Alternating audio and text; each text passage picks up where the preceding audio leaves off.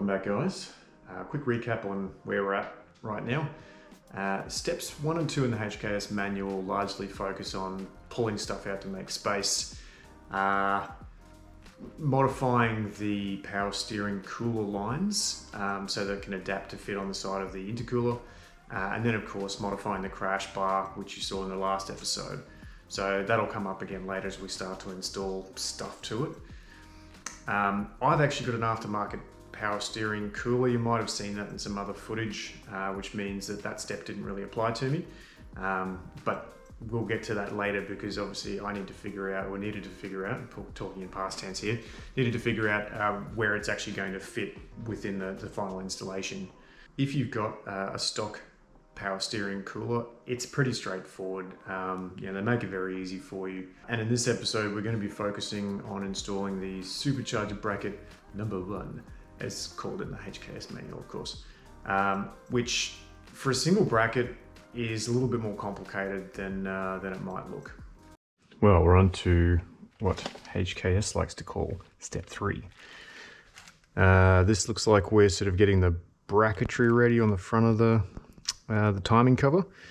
So there'll be a few things to go through here. I just need to get a couple of other parts ready as well.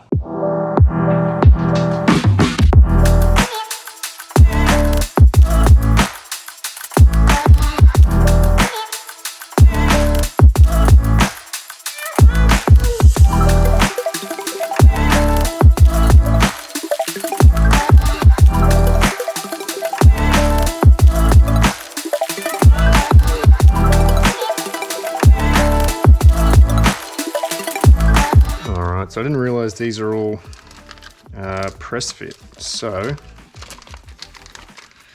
off to the freezer for half an hour.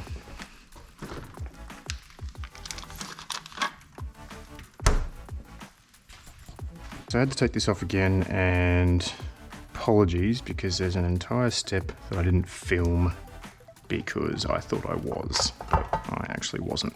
And that was where it was installing these spacers. These are all press fit, and I don't have a press anymore. I don't have a hydraulic press, so I'm forced to, use a press or pull kit when I need to do that sort of work. But this is a bit more straightforward, so I thought what I'd do instead was just to throw these spacers in the freezer. It's actually upside down. Throw them in the freezer, and then I just used this little block of MDF and a hammer. Isn't handy, but anyway, the drill. I just used a bit of wood here and there just to sort of brace it properly, and then just gave it a couple of whacks to get it in there, and they're all perfect. There was no issues with that. It wasn't an overly tight fit, but you certainly wouldn't do it by hand. Anyway, now look, the main reason I had to pull this back out again was because when they get you to, so in terms of sequencing, that in the instruction book, this is already installed, and then they're saying to slide these 3 100mm M6 bolts. Now you can get this one and this one in I think it's this one and this one you can get in no problem. This one, if you've got your shroud still installed, which I do, and according to the instructions, that's fine. So they don't say take out the shroud, although to be honest, if you've got the opportunity to drain the coolant, take the shroud out, and whatever you need to do, then do it, because it makes life a bit easier. But you cannot get this one in while it is actually on the front of the timing cover. So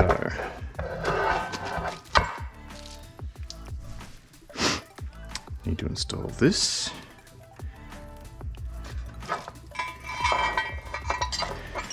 Now this is a reverse thread.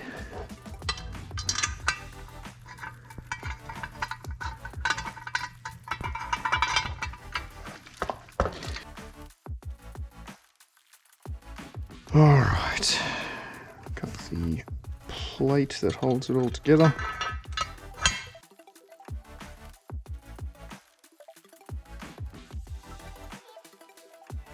couple of M6 shorties.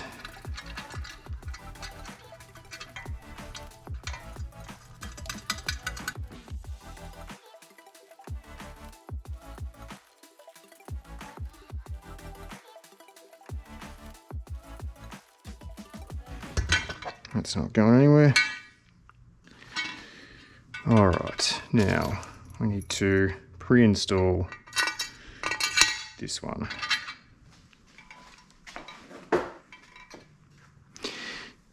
Now there is a bit of finagling getting it around here, especially with the AC compressor line that's had to be bent in. Sorry, there's no footage of that. Again, it's another one of those times I thought I was filming and I wasn't. All I did to get this over, so the instructions say they want, like it normally sits out around here. The instructions want you to push it in here. Obviously that's going to be for clearance. I just took my time using this method. So just pushing it up, being very careful with it, but didn't seem to be an issue. Yeah, now you basically need to sort of move this around to be able to get this part of the bracket in there.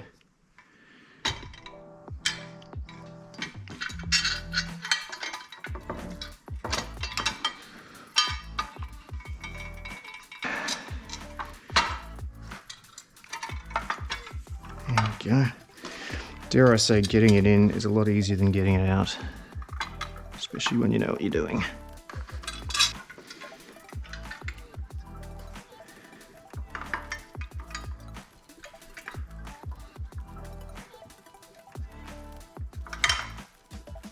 Yes, good. Okay, I'm going to start with this one, but obviously not put it all the way in, because that creates a lot of tension. But just good to be able to use it to line everything up.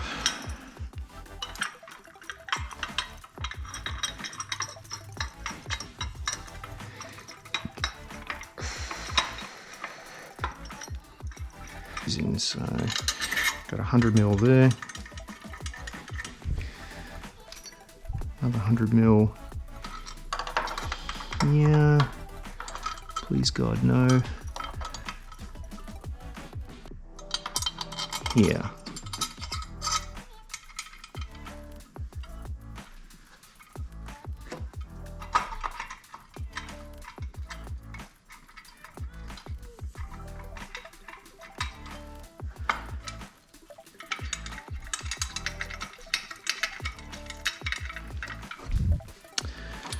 I've got two left, two 60s, oh, sorry, M6 60s, I think, to install the water hose bracket here. Browse and select it in the exact same way as any of the titles across the service. This is the fastest and simplest generation here from that. So I was kind of dreading, as I explained, I had the spacer in here to do the idler pulley delete. And part of that was to do the delete, like, yes, it's like extra reciprocating mass, but also, if you can hear that, the bearings are shot on this. So anyway, I didn't want to have to put it back in, but as I explained, the routing of the new belt that's going to go up here requires it, because otherwise you're going to have interference with this bolt and the bracket that's here as well, that I've just taken back off again to give me some room.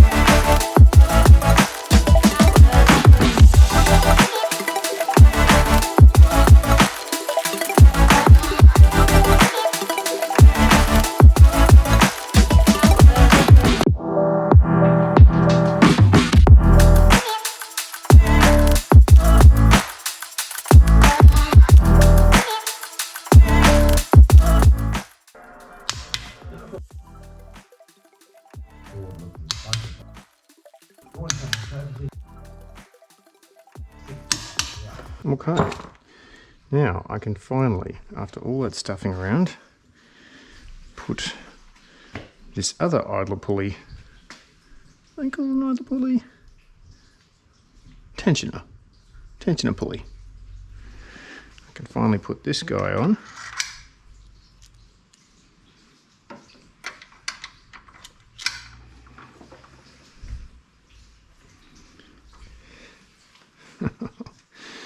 Man, this is tight. Well, that's going to be a problem with my shroud.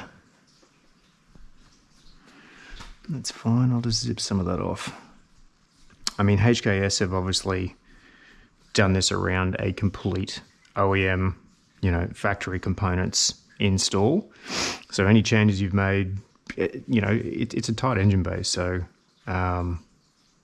you don't have a lot of room to work with. So when you're going and installing a whole bunch of new components, it's going to be tight. So you can see I've got a Mishimoto radiator, which is slightly thicker than stock, maybe 10 centimeters at a guess, just from memory. But it's enough, obviously, that it's pushed out this shroud, so it's now going to interfere with any kind of belts that hit there. So I'm going to have to take out a section to avoid there being any rubbing, and hopefully that's the worst of it. But I mean, worst case scenario, there is room to sort of chop away a little bit of that shroud down there. On to step 4. So now we're actually looking at installing the idler pulley. Next lot of hardware that's required. We've got the idler pulley, and we've got the bracket with the bearing in it that's going to keep that pulley in place and spinning freely. So now we go to install.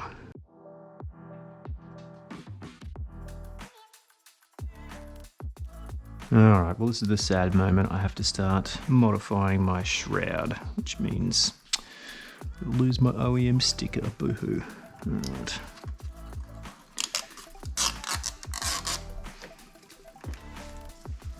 There goes my purity.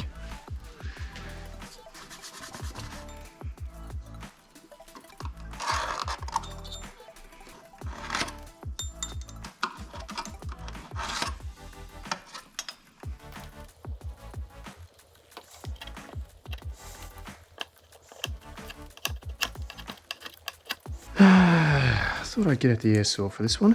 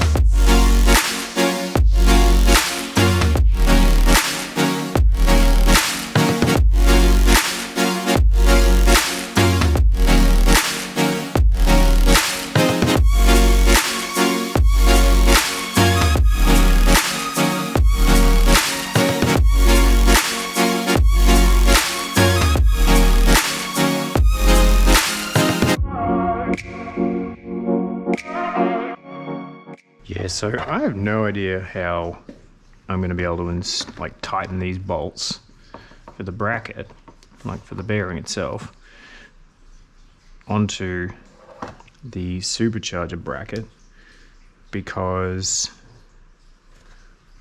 I don't know, you've got to be able to get to these. Crikey. So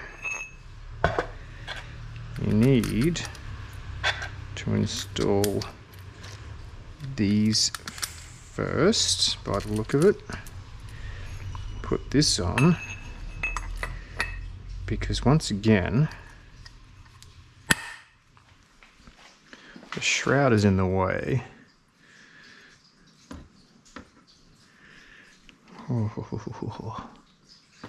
This is going to be interesting. I feel like this is going to take me several attempts. So I feel like I need to take more off the shroud if I'm going to have any chance of doing this. I don't know. Let's try.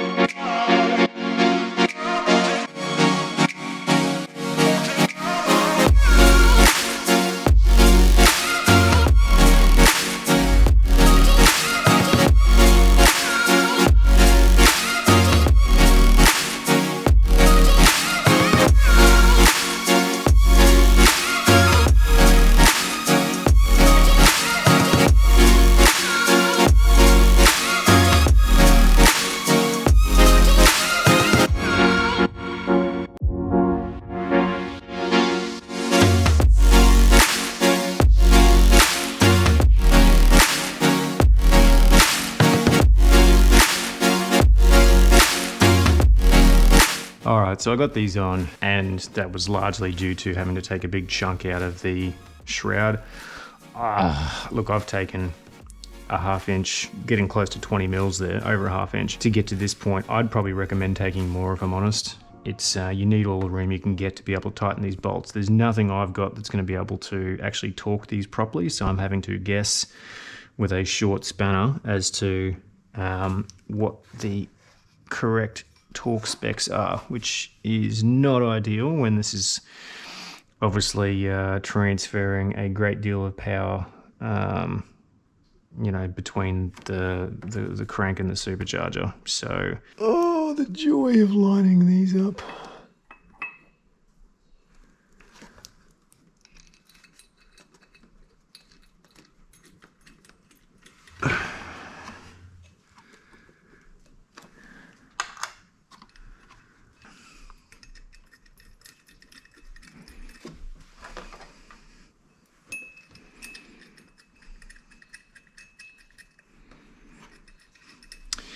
Now, I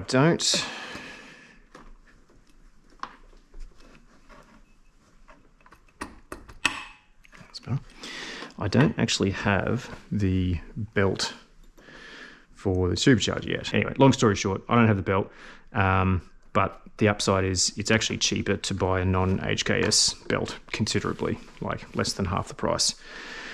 Even locally in Australia, where everything costs 1 million times more than over in the States, which is why I buy most of my stuff directly from the States. But it's still pretty cheap to get the belt that's going to fit this as well. All right, so off camera, done a couple of things. There's this back plate, which is basically a guard for the hose.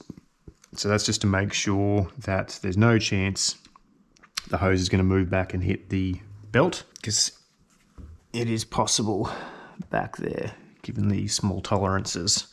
Probably unlikely, but they don't have a guard for this side though, so you've really got to hope that you know, you've moved the hoses appropriately to avoid that. So yeah, and obviously then the other part was installing the belt, which was a bit of a pain, because even though otherwise these are all stock locations for everything, that was a very tight belt. So, and that is the HKS belt. So this is the one I still have to buy. But yeah, so that one was really tight to get on there. I had to do a lot of finagling and moving things around, but eventually it's on. And I've got that on the lowest setting for the tensioner, so I've still yet to tighten that up. Oh yeah, now what I will say is getting the bolts on. I don't know if you can see it from the angle that I'm showing you here, but there is, for this plate, this one's fine, there's no issues with that. Installing that bolt down there was a nightmare. It was really, really tough. Like, to the point where I was considering not installing it at all. And to be fair, like, if you've got this torque down, that plate's not really going to move around. It's still going to stay there. I think if you wanted to give up on it, there's no real issue there.